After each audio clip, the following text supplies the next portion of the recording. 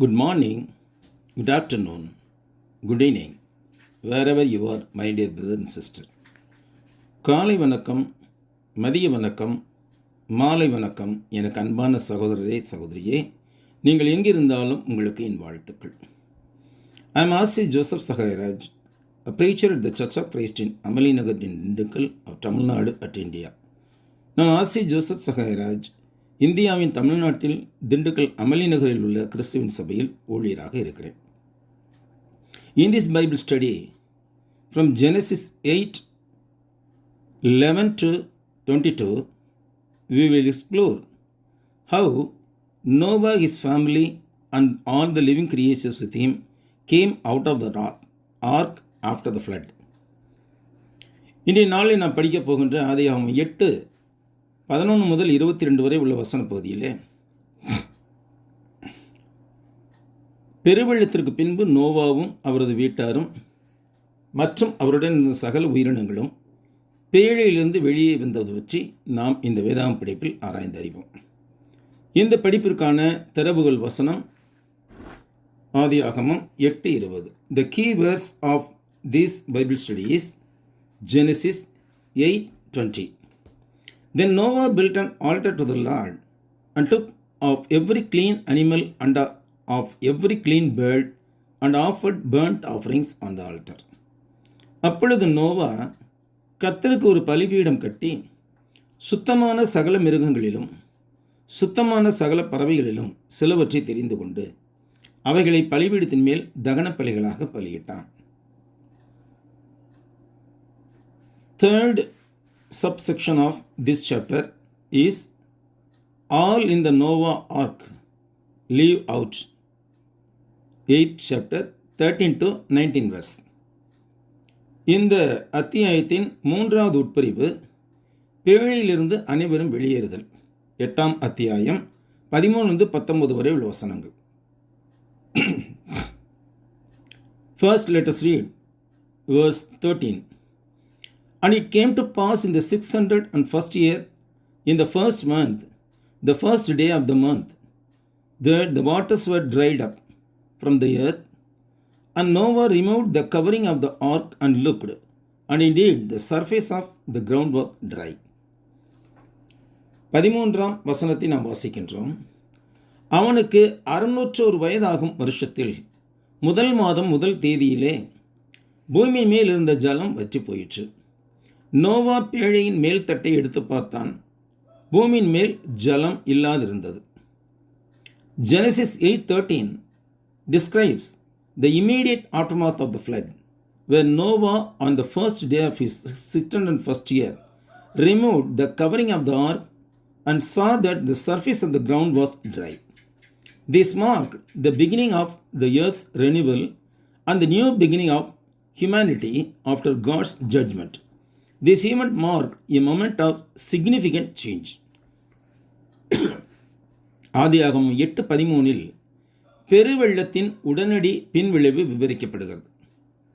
அங்கு நோவா தனக்கு 601 வயதான ஆண்டின் முதல் நாளில் பேழையின் மூடியை அகற்றி தரையின் மேற்பரப்பு வறண்டிருப்பதை கவனிக்கிறார்.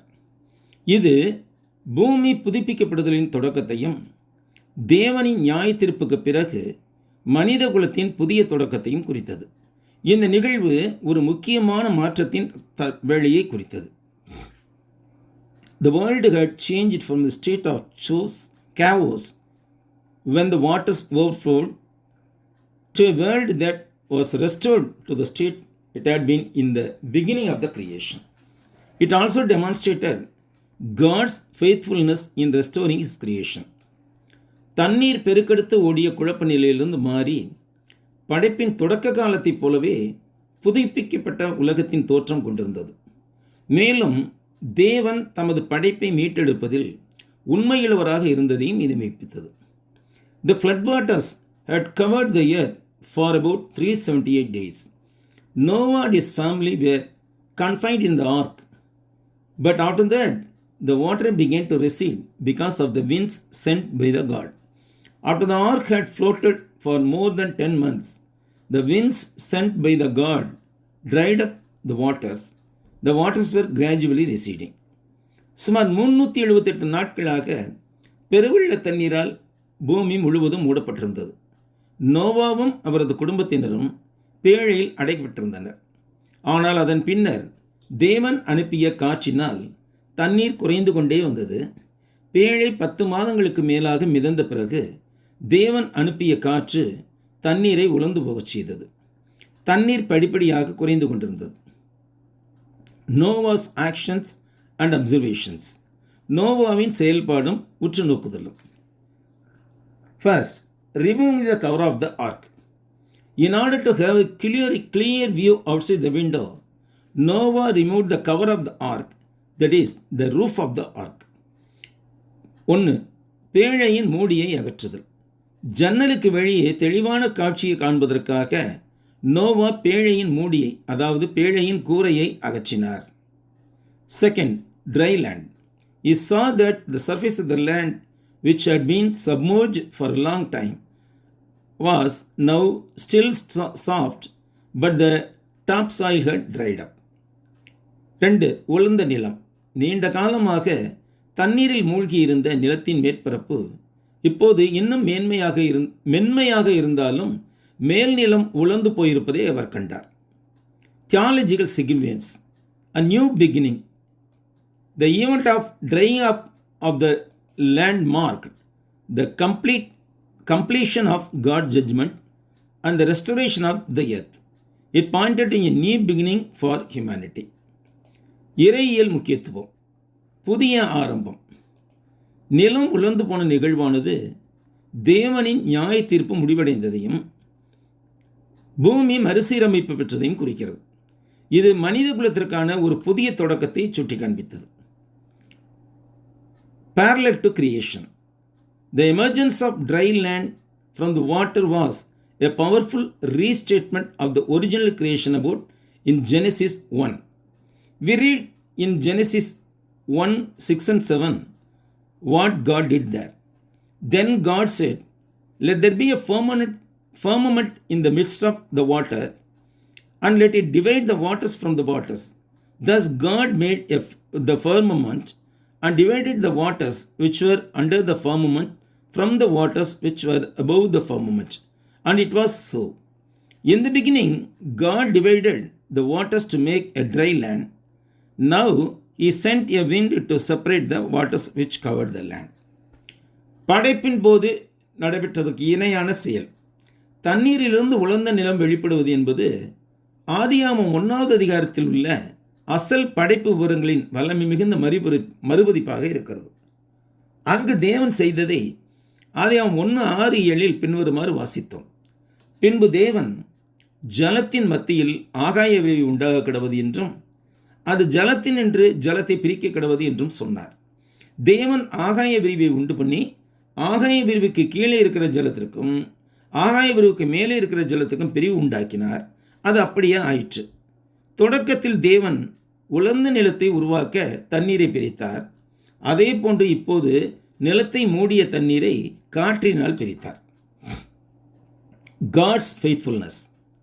The visible dryness of the land shows God's faithfulness in fulfilling God's promise to Noah that the earth would be habitable again. தேவனின் உண்மைத்தன்மை. நிலத்தில் காணக்கூடிய உலர்ந்த தன்மையானது பூமி மீண்டும் வாழ தகுதியானதாக இருக்கும் என்று நோவாவுக்கு தேவன் கொடுத்த வாக்குறுதியை நிறைவேற்றுவதில் தேவனின் உண்மைத்தன்மையை காட்டுகிறது. Mankind's role.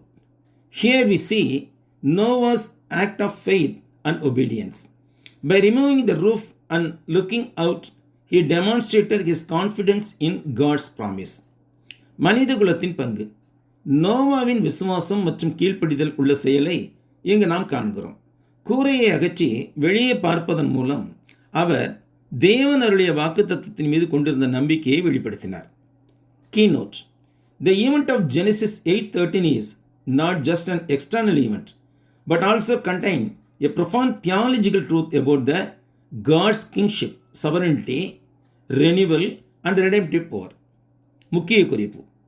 ஆதியாகமம் 8:13 நிகழ்வானது ஒரு புறம்பான செயலாக மாத்திரமல்ல, ஆனால் தேவனின் ராஜரீகம், இறையாண்மை, புதுப்பித்தல் மற்றும் மீட்கும் வல்லமை ஆகியவற்றை பற்றிய ஒரு ஆழமான இறையியல் உண்மையும் கொண்டுள்ளது.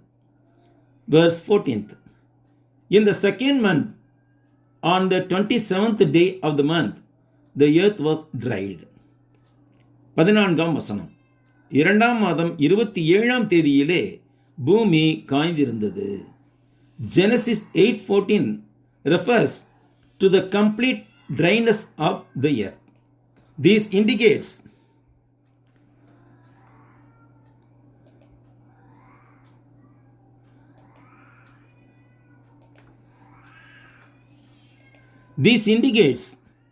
the end of the great flood and the return of the earth to a habitable place. This event represents a new beginning and the new restoration of creation. It also echoes the creation account in the beginning when God spread the land from the waters. The date given here, the 27th day of the second month, points to the accuracy of the history of the flood. It also underscores God's faithfulness in fulfilling the promise to Noah. ஆதியாகமம் 8:14 வசனம் பூமி முழுவதுமாக உலர்ந்து போனதை குறிக்கிறது. இது பெருவெள்ளத்தின் முடிவையும் வாழக்கூடிய இடமாக பூமி மறுபடியும் திரும்புவதையும் சுட்டி காண்பிக்கிறது. இந்த நிகழ்வு ஒரு புதிய தொடக்கத்தையும் படைப்பின் மறுசீரமைப்பையும் குறிக்கிறது.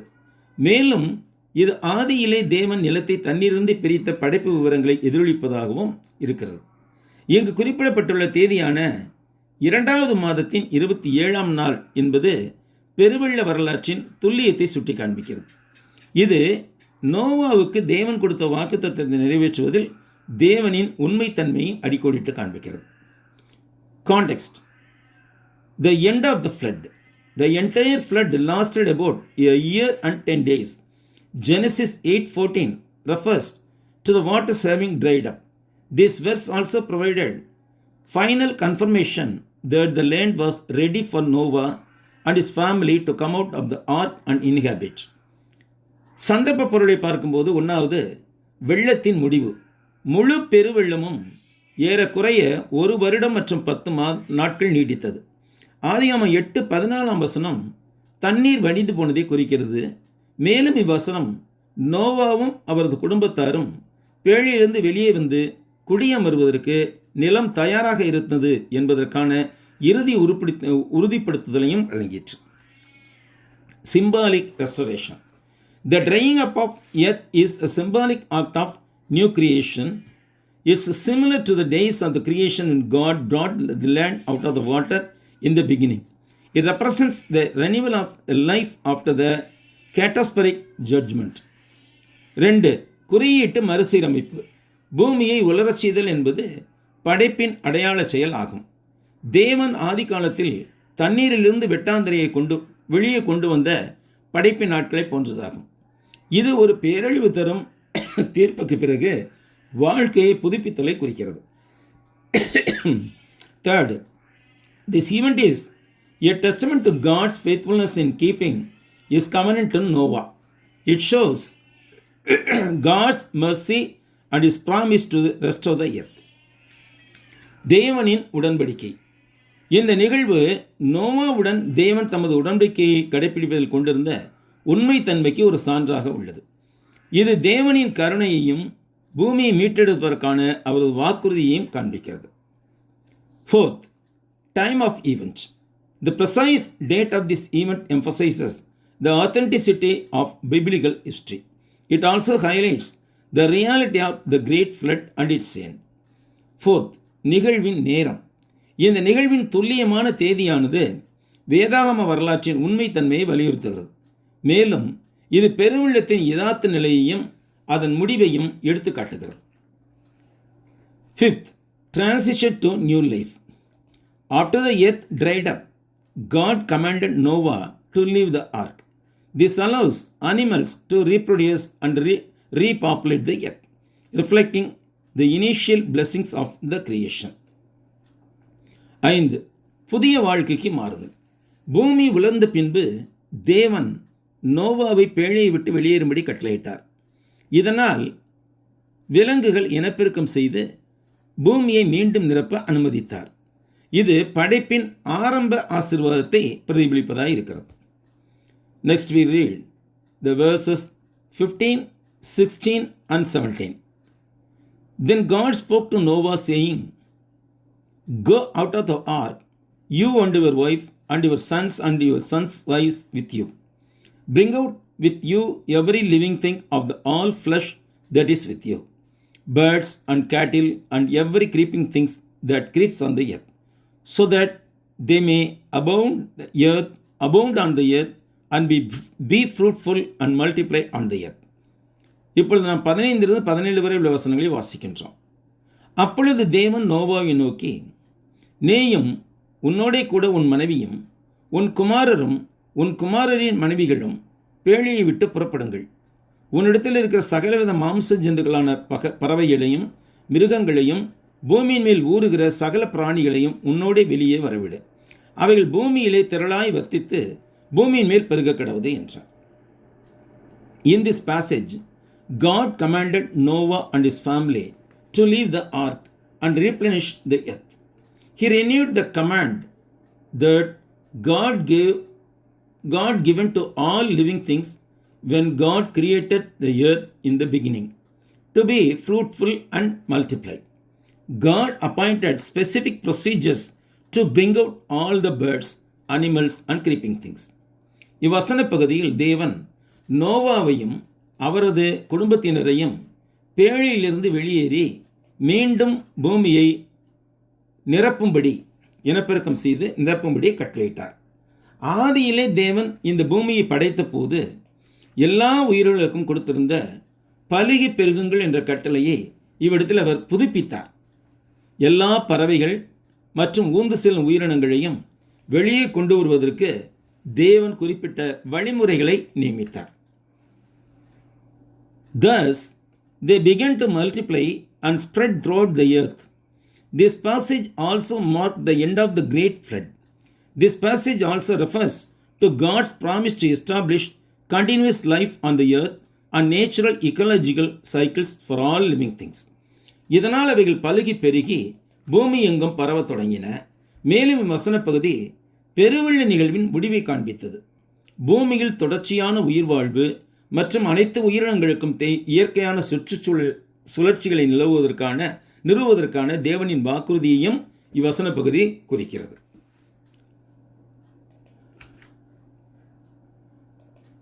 God's direct command, verse 15 and 16. Depart from the ark. After the ark rested on the mountains of Ararat, and the earth dried up, God gave Noah, his wife, his sons, and his sons' wives a direct command to leave the ark. This emphasizes that Noah exit from the ark just as he entered it was also under divine direction. Both are under divine direction only. And every living thing and every living creature that is with you. Every living creature means God instructs Noah to bring out with him every living creatures of every kind, birds, animals, and every creature of that moves on the ground. உன்னிடத்தில் இருக்கிற சகலவிதமான மாம்ச ஜந்துக்களையும் எல்லா உயிரினங்களும் தேவன் நோவாவிடம் எல்லா வகையான உயிரினங்களையும் வெளியே தன்னுடன் கொண்டு வரும்படி அறிவுறுத்துகிறார். பறவைகள், விலங்குகள் மற்றும் தரையில் நகரும் உயிரினங்கள் அனைத்தையும் அவர் வெளியே கொண்டு வர வேண்டும். The purpose of multiplication, verse 17. So that they might multiply on the earth and multiply on it. God's ultimate purpose was for life. God's ultimate purpose for life was to continue to flourish after the flood. This was a renewal of the creation mandate given in Genesis 1:22. It marked the restoration of life and the beginning of new phase of growth and development for humanity and the animal kingdom. பெருக்கத்திற்கான நோக்கம், வசனம் 17. அதனால் அவைகள் பூமியிலே திரளாய் வர்த்தித்து பூமியின் மேல் பலுகி பெருக முடியும்.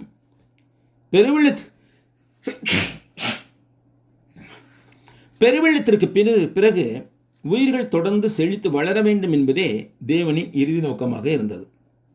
இது ஆதியாகமம் 1:22 கொடுக்கப்பட்ட படைப்புகளுக்கான ஆணையின் புதுப்பித்தலாக இருந்தது. உயிர் வாழ்வின் மறுசீரமைப்பு மற்றும் மனித குலத்திற்கும் விலங்கு ராஜ்யத்திற்குமான வளர்ச்சி பெருக்கத்தின் ஒரு புதிய கட்டத்தினுடைய தொடக்கத்தை குறித்தது. Overall meaning. This passage marks a significant transition from the catastrophic of the flood to the renewal of the life. God commanded Noah to repopulate the earth. This symbolizes God's commitment to the creation and his covenant with his humanity. It establishes a new beginning where all life is given the opportunity to spread and multiply under God's continued blessing. ஒட்டுமொத்த பொருள். இவ்வசன பகுதியானது பெருவெள்ளத்தின் பேரழிவிலிருந்து உயிர் வாழ்வின் புதுப்பித்தலுக்கான ஒரு முக்கியமான மாற்றத்தை குறிக்கிறது. பூமியில் மீண்டும் மக்கள் தொகை பெருக்கம் செய்ய வேண்டும் என்று தேவன் நோவாவுக்கு கட்டளையிட்டார். இது தேவனின் படைப்பு மற்றும் மனித குலத்துடனான அவரது உடன்படிக்கையின் உறுதிப்பாட்டை குறிக்கிறது. இது ஒரு புதிய தொடக்கத்தை நிறுவுகிறது. இங்கு அனைத்து உயிரினங்களும் தேவனின் தொடர்ச்சியான ஆசீர்வாதத்தின் கீழ் பரவவும் பெருகவும் வாய்ப்பு வழங்கப்படுகிறது. 18th verse. So Noah went out, and his sons and his wives and his sons' wives with him. 18வது வசனம். அப்பொழுது நோவாவும் அவன் குமாரரும் அவன் மனைவியும் அவன் குமாரரின் மனைவிகளும் புறப்பட்டு வந்தார்கள். This verse refers to the final exit of Noah and his family from the ark. Out of the flood, God commanded them to go to the newly created dry land. This event, described in the Bible, represents a new beginning for humanity and all living things, emerging from the ark to repopulate and replenish the earth. இந்த வசனம் நோவாவும் அவரது குடும்பத்தினரும் இறுதியாக பேழையிலிருந்து வெளியேறும் வேளையை குறிக்கிறது.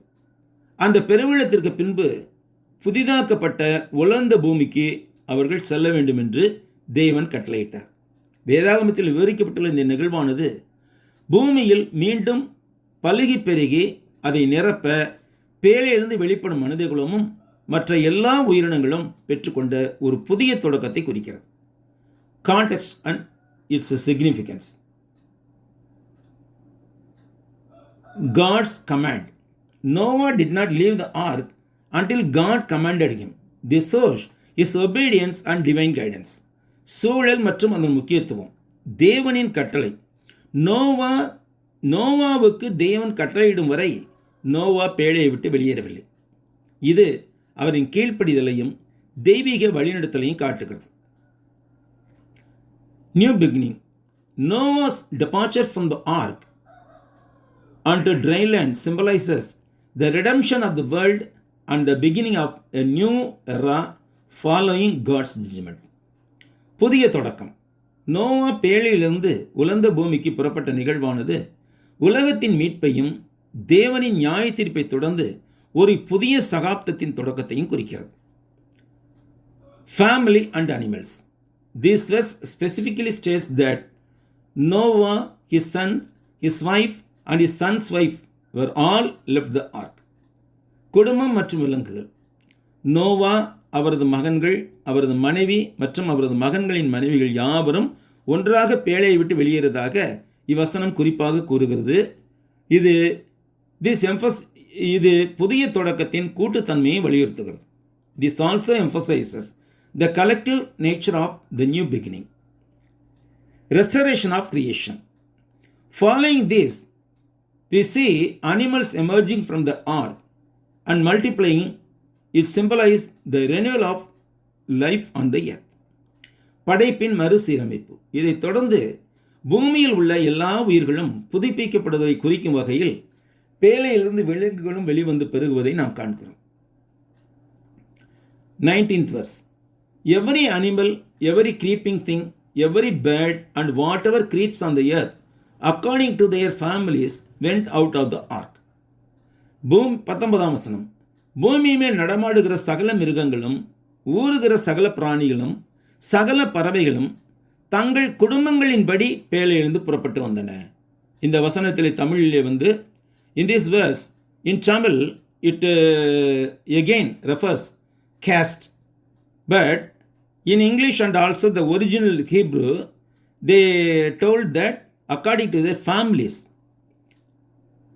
Instead of their family, in Tamil they put Jadi Jadiyai.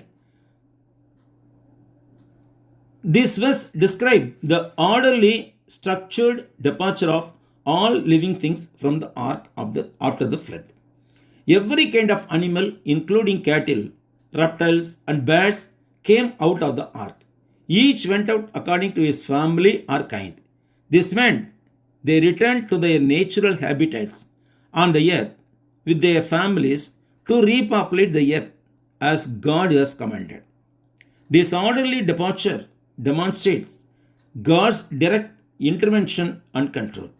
It ensured that all life continued to survive on the renewed parched earth. இந்த வசனம் பெருவெள்ளத்திற்கு பிறகு எல்லா உயிரினங்களும் ஒழுங்கான கட்டமைக்கப்பட்ட முறையில் பேழையை விட்டு வெளியேறியதை விவரிக்கிறது. மிருகங்கள், ஊர்வன மற்றும் பறவைகள் உட்பட ஒவ்வொரு வகை விலங்குகளும் பேழையிலிருந்து வெளிவந்தன. ஒவ்வொன்றும் அதன் குடும்பம் அல்லது இனத்தின்படி வெளியே சென்றன. இது தேவன் கட்டளையிட்டபடி பூமியை மீண்டும் நிரப்ப அவைகள் தங்கள் குடும்பங்களுடன் பூமியில் அவைகள் வாழக்கூடிய இயற்கையான வாழ்விடங்களுக்கு திரும்பியதை குறிக்கிறது.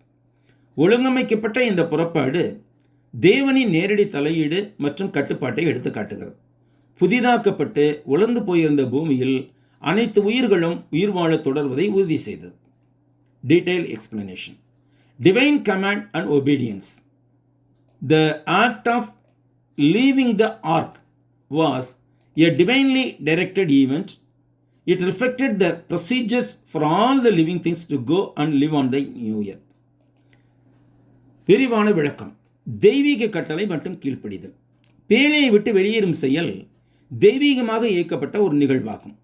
இது பூமியில் எல்லா உயிரினங்களும் புதிய பூமியில் எல்லா உயிரினங்களும் சென்று வாழ்வதற்கான வழிமுறைகளை பிரதிபலித்தது. Orderly departure. The living things did not live in a chaotic manner, but they left in their respective families. They would have all reproduced during the little more than a year they were in the ark. When they left, the creatures left in the ark by family. That is, they left the ark in their unique species and families and groups just as they had entered the ark before. ஒழுங்கான முறையில் பேழையை விட்டு வெளியேறுதல். உயிரினங்கள் குழப்பமான முறையில் வெளியேறவில்லை, ஆனால் அந்தந்த குடும்பங்களாக வெளியேறின. பேழையில் இருந்த ஒரு ஆண்டிற்கு சற்று அதிகமான நாட்களில் அவைகள் யாவும் இனப்பெருக்கம் செய்திருக்கக்கூடும். வெளியேறும்போது உயிரினங்கள் தங்கள் குடும்பமாக வெளியேறின.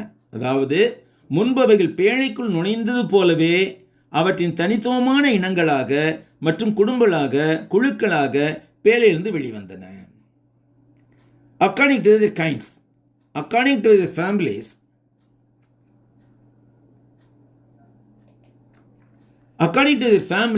or kinds, these phrases emphasize the animals left the ark according to their kinds, not in mixed groups. The animals had offspring inside the ark. They formed their own families and then they lived together. வகை வகையாய், குடும்பங்களாக அல்லது அவற்றின் வகையின்படி என்ற சொற்றொடர் விலங்குகள் கலப்பு குழுக்களாக அல்ல, ஆனால் அவற்றின் இனங்களின்படியே குடும்பங்களின்படியே வெளியேறின என்பதை வலியுறுத்துகிறது. பேழைக்குள் விலங்குகளுக்கு சந்ததிகள் பிறந்திருக்கும். அவைகள் தங்கள் சொந்த குடும்பங்களை உருவாக்கியிருக்கும். அந்த குடும்பங்களாக அவைகள் ஒன்றன் பின் ஒன்றாக வெளியேறின. Next comes the final subsection of this chapter, God's covenant with the creation. அடுத்ததாக இந்த அத்தியாயத்தின் கடைசி உட்பிரிவு வருகிறது, படைப்புடன் தேவனின் உடன்படிக்கை. Verse 20 to 22. First let us read the 20th verse. Then Noah built an ark to the Lord and took off every clean animals and every clean bird and offered burnt offerings on the altar. வசனம் 20. அப்பொழுது நோவா கர்த்தருக்கு ஒரு பலிபீடம் கட்டி சுத்தமான சகல மிருகங்களிலும் சுத்தமான சகல பறவைகளிலும் சிலவற்றை தெரிந்து கொண்டு அவைகளை பலிபீடத்தின் மேல் தகன பலிகளாக பலியிட்டான். Genesis 8:20 describes the first recorded act of Noah after the flood. He built an altar to the Lord and sacrificed all the clean animals and birds. He worshipped God in thanksgiving for the deliverance and faithfulness of God. This event became the basis for the practice of altar worship. ஆதியாகமம் 8:20 பெருவெள்ளத்திற்கு பிறகு நோவா செய்த முதல் செயலாக பதிவு செய்யப்பட்ட செயலை விவரிக்கிறது. அவர் கர்த்தருக்கு ஒரு பலிபீடத்தை கட்டி சகல சுத்தமான விலங்குகள் மற்றும் பறவைகளை பலியிட்டார். தேவன் அருளிய விடுதலை மற்றும் தேவனுடைய உண்மைத்தன்மைக்கு நன்றி தெரிவித்து அவர் தேவனை தொழுது கொண்டார். இந்த நிகழ்வு பலிபீட வழிபாட்டு நடைமுறைக்கு அடித்தளமாயிற்று. Earlier in Genesis 4:26 we read that as for Seth and as for Seth, to him also a son was born, and he named him Enosh. Then men began to call on the name of the Lord. However, the description of how people called on the name of the Lord is not given anywhere in Genesis 5, 6 or 7th chapters.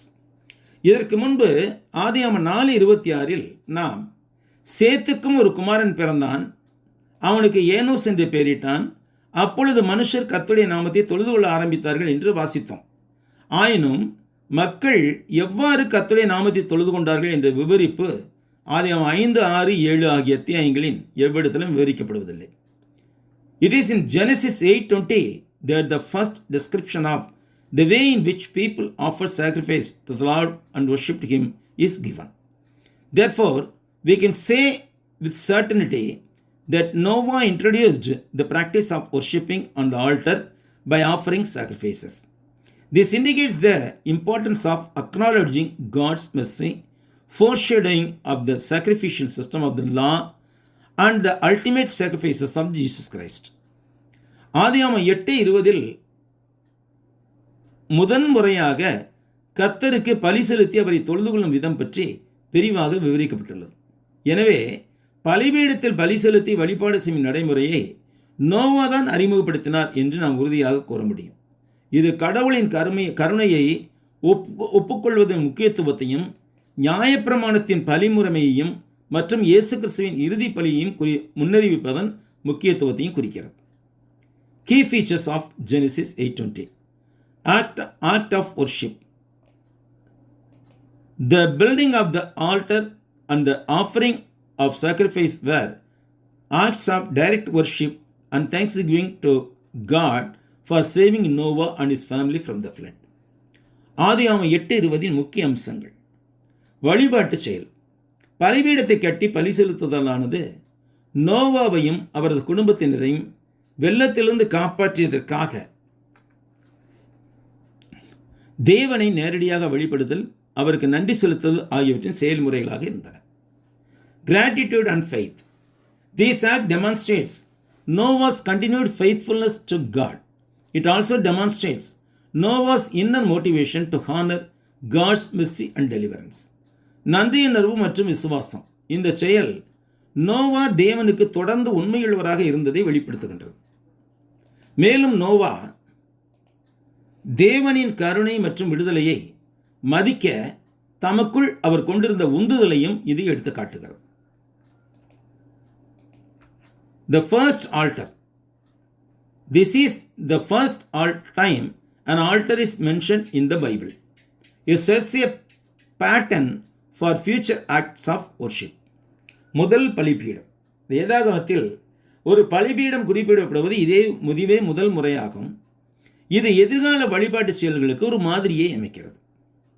Foreshadowing. Noah's sacrifices pointed to the greater sacrificial system in the Mosaic law and ultimately to the Jesus' own sacrifice. Christ's single perfect sacrifice fulfills all previous sacrifices. முன்னிழல். Noah செலுத்திய பலிகள் மோசேயின் நியாயப்பிரமாணத்தில் உள்ள பெரிய பலிமுறைமையையும் இறுதியில் இயேசு தம்மை தாமே பலியாக செலுத்தியதை சுட்டி காண்பித்தன. கிறிஸ்து ஒரே முறை செலுத்திய பரிபூர்ண பலியானது முந்தைய அனைத்து பலிகளையும் நிறைவேற்றுவதாக இருந்தது. God's response. In the following verses 8:21-22, God responded favorably to Noah's sacrifice, promising never to destroy all the living things again, and establishing a new covenant, promising the continuation of the seasons and cycles of planting and harvesting. தேவனின் பதில். பின்வரும் வசனங்களில் ஆதியாகமம் 8:21-22 தேவன் நோவாவின் பழிக்கு சாதகமாக பதிலளித்து, எல்லா உயிரினங்களையும் இதுபோல் மீண்டும் அழிக்க மாட்டேன் என்றும், பருவங்கள் மற்றும் நடவு மற்றும் அறுவடை சுழற்சிகளின் தொடர்ச்சியையும் உறுதியளித்தார். ஒரு புதிய உடன்படிக்கையை நிறுவினார். Now we come to the last section of this Bible study. Verses 21 and 22 of the 8th chapter we are going to read. And the Lord smelled a soothing aroma. Then the Lord said in his heart, I will never again curse the ground for man's sake. Although the imaginations of man's heart is evil from his youth, nor will I will again destroy every living thing as I have done. While the earth remains, seed time and harvest, cold and heat, water and summer, winter and summer, and day and night shall not cease. இப்பொழுது நாம் இந்த படிப்பின் நிறைவான வசன பகுதிக்கு வருகிறோம். ஆதியாகமம் 8:21-22. சுகந்த வாசனையும் கர்த்தர் முகந்தார். அப்பொழுது கர்த்தர், இனி நான் மனுஷ நிமித்தம் பூமியை சபிப்பதில்லை. மனுஷனுடைய இருதயத்தின் நினைவுகள் அவன் சிறுவயது தொடங்கி பொல்லாததாய் இருக்கிறது. நான் இப்பொழுது செய்தது போல இனி சகல ஜீவன்களை சங்கரிப்பதில்லை.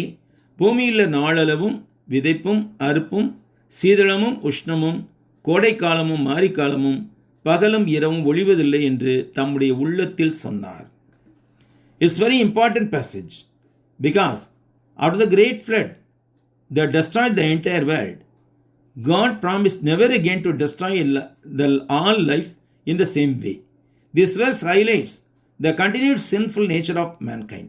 It also highlights God's determination to preserve the life and the continuity of the creation, establishing a lasting covenant with Noah and all the future life on the earth.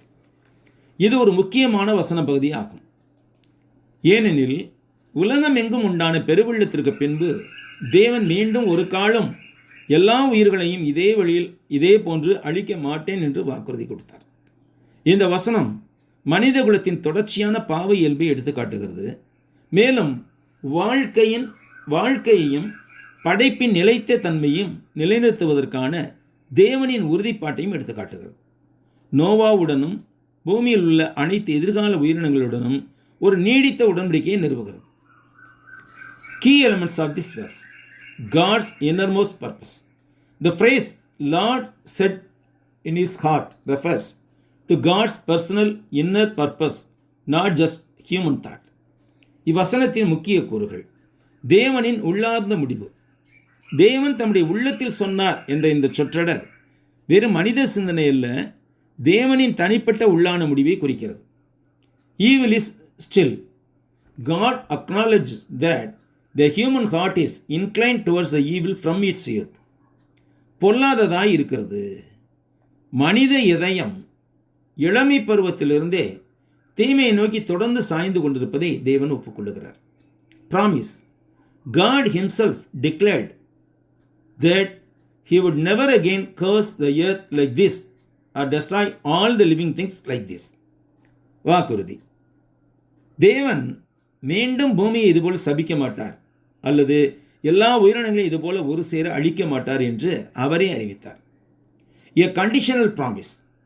The promise never to destroy the world again by water is tied with a human nature, but it also represents the self-limitation of divine power to preserve the earth, preserve the world's continued existence. ஒரு நிபந்தனை வாக்குறுதி. இது ஒரு நிபந்தனை வாக்குறுதியாக இருந்தது. உலகத்தை மீண்டும் ஒருபோதும் தண்ணீரால் அழிக்க மாட்டேன் என்ற வாக்குறுதி மனித இயல்புடன் பிணைக்கப்பட்டிருக்கிறது. ஆனால் உலகின் தொடர்ச்சியான இருப்பை பாதுகாக்க தெய்வீக சக்தியின் சுயவரமையும் இது குறிக்கிறது. Theological significance, divine mercy and grace. This promise refers to God's mercy in not repeating judgment by flood, even though human sin continues. இறையியல் முக்கியத்துவம், தெய்வீக இரக்கமும் கிருபையும்.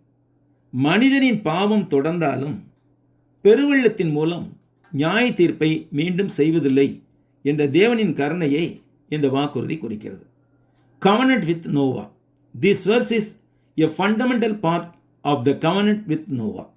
It guarantees the preservation of life and the stability of the natural world. நோவாவுடன் உடன்படிக்கை. இந்த வசனம் நோவாவுடனான உடன்படிக்கையின் ஒரு அடித்தள பகுதியாகும். இது உயிர்களை பாதுகாப்பதற்கும் இயற்கை உலகின் ஸ்திரத்தன்மைக்கும் உத்தரவாதம் அளிக்கிறது. Divine limitations. By making this promise, God limits his own freedom. This verse shows that he is ensuring that a global destruction by water will never happen again. தெய்வீக வரம்புகள். இந்த வாக்குறுதியை அளிப்பதன் மூலம் தேவன் தமது சொந்த சுதந்திரத்தை கட்டுப்படுத்துகிறார். தண்ணீரால் உலகளாவிய அழிவு மீண்டும் நடக்காது என்பதை அவர் உறுதி செய்கிறார் என்பதை இந்த வசனம் காட்டுகிறது. Future judgments. This allows for future partial judgments on the individual or specific places, such as Sodom and Gomorrah. But it also guarantees that another global destruction will not again occur. எதிர்கால நியாய தீர்ப்புகள். தனிநபர்கள் அல்லது குறிப்பிட்ட இடங்களில் சோதம் மற்றும் கொமோராவை போன்றவை எதிர்கால பகுதி தீர்ப்புகளுக்கு இது இடமளிக்கிறது. ஆனால் உலகளாவிய வகையில் மற்றொரு அழிவு இனி ஏற்படாது என்பதை இது உறுதியளிக்கிறது. Genesis 8:22 contains God's promise to Noah that the natural cycles of seed time and harvest, heat and cold, summer and winter, day and night would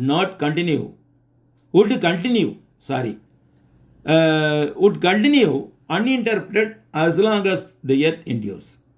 Although the earth itself is not eternal, this promise demonstrates God's enduring faithfulness, his sovereign control over creation, and his commitment to the maintaining the natural order.